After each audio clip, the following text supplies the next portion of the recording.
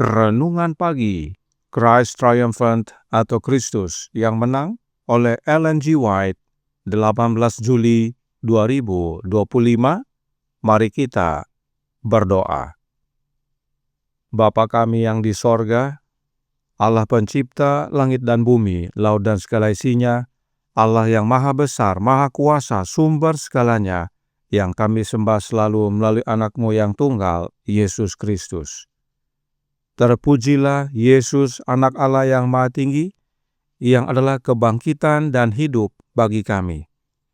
Pada pagi hari ini kami bersyukur boleh bangun dan berbakti dan sebagaimana membaca dan mendengarkan nasihat firman-Mu, kiranya ini menjadi sukacita bagi kami semua, sebab keselamatan Engkau tempatkan ya Bapa dalam jangkauan kami semua.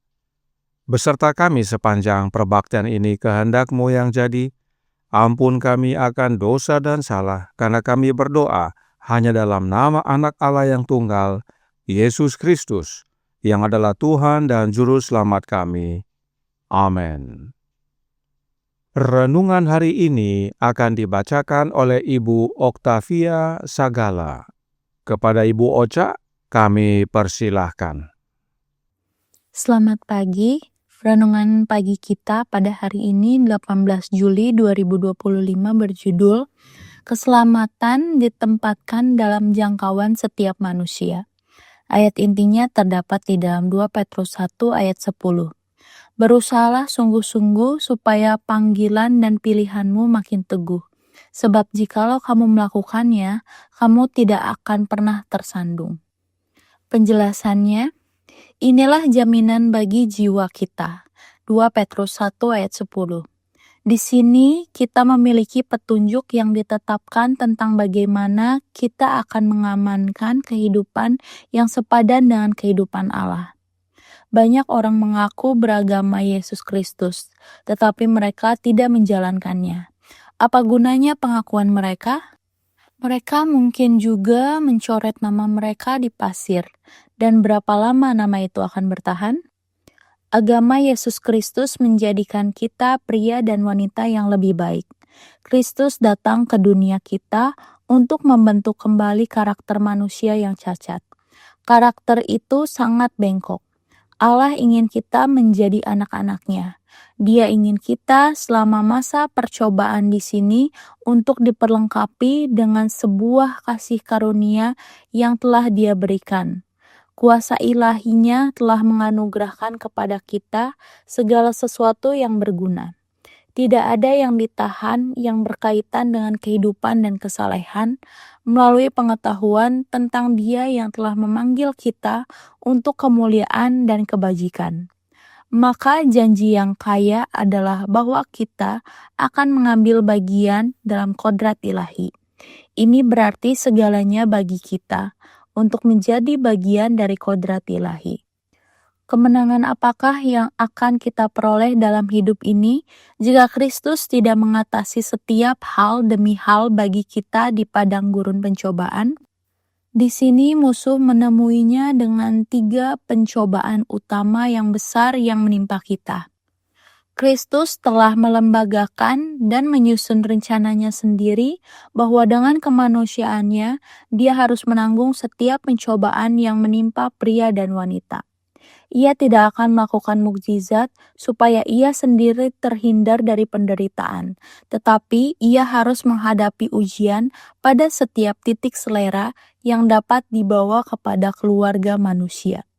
Jika Adam telah bergantung pada firman Allah sebagai ganti perkataan orang asing, ia tidak akan melanggar hukum Yehova. Godaan akan datang kepada kita masing-masing sebagaimana yang terjadi kepada Yesus Kristus. Dan apakah harapan kita?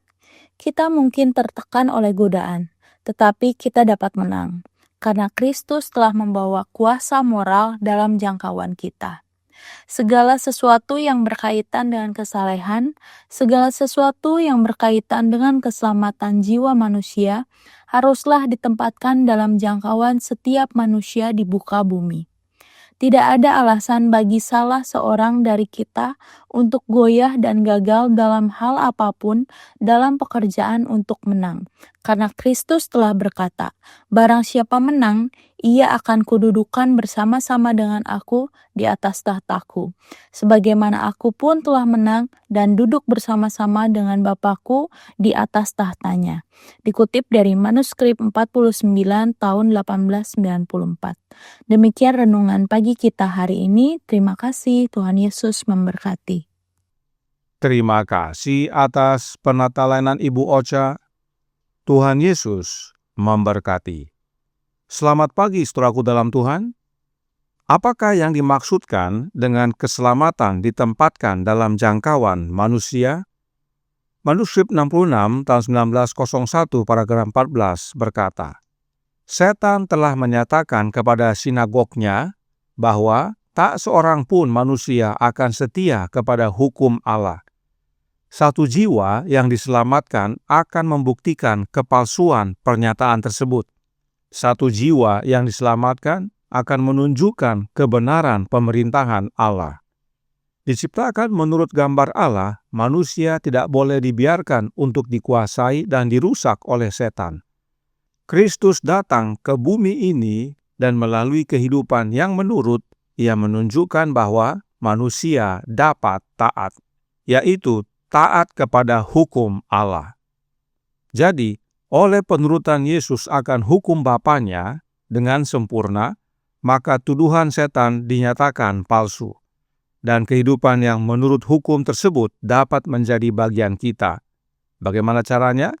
Oleh menerima Kristus tinggal di dalam kita. Artinya, kita manusia dapat menjangkau kehidupan yang menurut akan hukum Allah dengan sempurna, yaitu dengan menerima Kristus dalam hidup kita. Dan tidak hanya itu, masih dalam manuskrip yang sama dan paragraf yang sama dikatakan, rencana penebusan ditetapkan untuk membawa keselamatan dalam jangkauan orang berdosa. Kristus telah melaksanakan tujuannya. Kematiannya telah membawa hidup kekal bagi semua orang yang mau menerimanya sebagai juru selamat pribadi. Jadi, tidak hanya menurut hukum dengan sempurna yang dapat kita jangkau, tetapi terlebih lagi keselamatan. Allah Bapa sediakan dalam jangkauan kita, yaitu oleh percaya kepada Anak-Nya yang telah mati sebagai korban pendamaian bagi kita, sebagai juru selamat pribadi kita. Oleh sebab itu, Roh Nubuat tekankan dan ingatkan kita, sebab sering kita bukannya menempatkan diri untuk dapat menjangkau keselamatan, namun kita menempatkan diri dalam jangkauan setan. Roh Nubuat berkata dalam manuskrip 66 tahun 1886 paragraf 20. Marilah kita merenungkan karya agung yang telah membuka jalan bagi keselamatan kita. Haruskah kita lengah dalam hal ini? Kristus telah membawa keselamatan dalam jangkauan semua orang, dan kita ingin berpegang teguh pada harapan yang terbentang di hadapan kita. Setan hampir selalu mendapatkan jalannya sendiri, karena kita tidak melawannya. Kita menempatkan diri kita dalam jangkauannya, yaitu dalam jangkauan setan. Oleh karenanya, masih dalam paragraf yang sama dikatakan, kita harus menempatkan seorang penjaga untuk berjaga-jaga terhadap serangan-serangannya. Kehidupan kekal itu berharga, dan kita harus rela berkorban, karena itu sepadan dengan usaha yang gigih. Setiap orang dapat memiliki akses kepada manusia Kalvari. Dia, yaitu Sang Manusia Kalvari, akan memberi kita Roh-Nya. Siapakah manusia Kalvari? Yesus Kristus. Dan untuk menjaga kita dari serangan setan, Yesus akan memberi kita Roh-Nya, yaitu Roh Kristus. Sebab itulah perlindungan kita dari serangan setan. Inilah makna dari keselamatan Allah tempatkan dalam jangkauan kita manusia, yaitu oleh menerima Roh-Nya Kristus.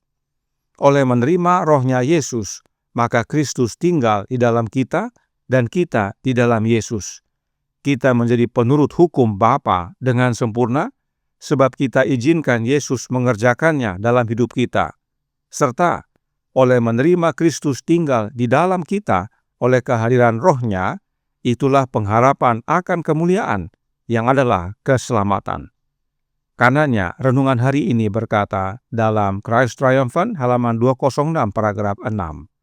Segala sesuatu yang berkaitan dengan kesalehan, segala sesuatu yang berkaitan dengan keselamatan jiwa manusia, haruslah ditempatkan dalam jangkauan setiap manusia di muka bumi.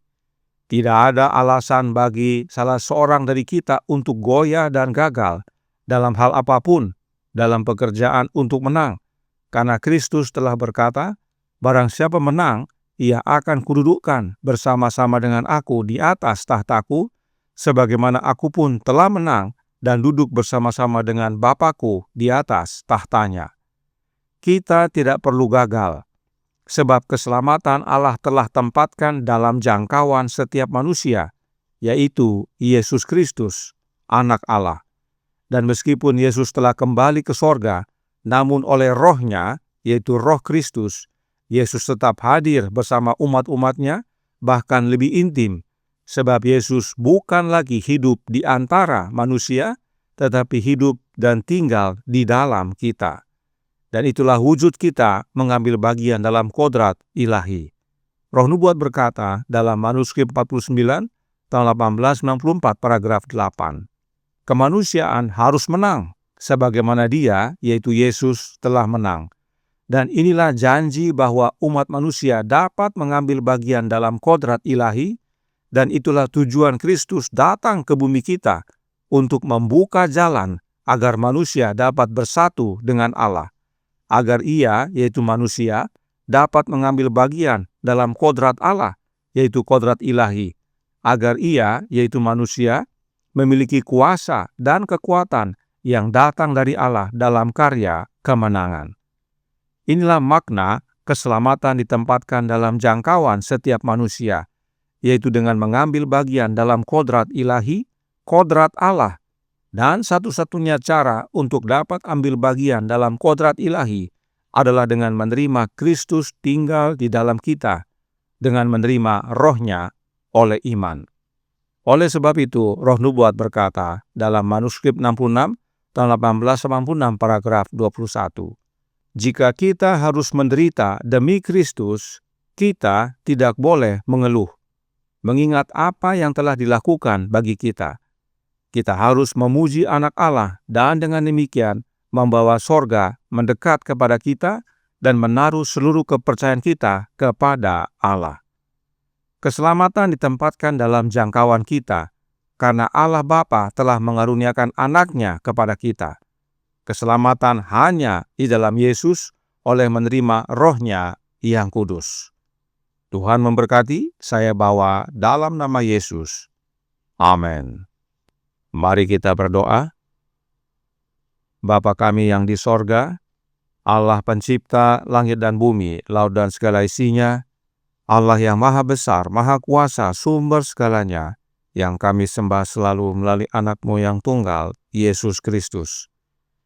Terima kasih atas nasihat yang menguatkan pada pagi hari ini, bahwa keselamatan Engkau telah tempatkan, ya Bapa, dalam jangkauan kami semua, dan itu dengan mengaruniakan Anak-Mu yang tunggal, Yesus Kristus. Karenanya tolong kami, ya Bapa, karuniakanlah Roh Anak-Mu dalam hidup ini, sebab hanya dengan menerima Roh-Nya Kristus, itulah wujud kami menjangkau keselamatan. Itulah wujud kami turut mengambil dalam kodrat ilahi, dan itulah wujud kami untuk menerima pengharapan akan kemuliaan, yaitu keselamatan. Terima kasih ya Bapa atas kasih karunia-Mu yang indah dan mulia. Beserta kami sepanjang hari ini kehendak-Mu yang jadi. Ampun kami akan dosa dan salah, karena kami berdoa hanya dalam nama Anak Allah yang tunggal, Yesus Kristus, yang adalah Tuhan dan Juru Selamat kami. Amin.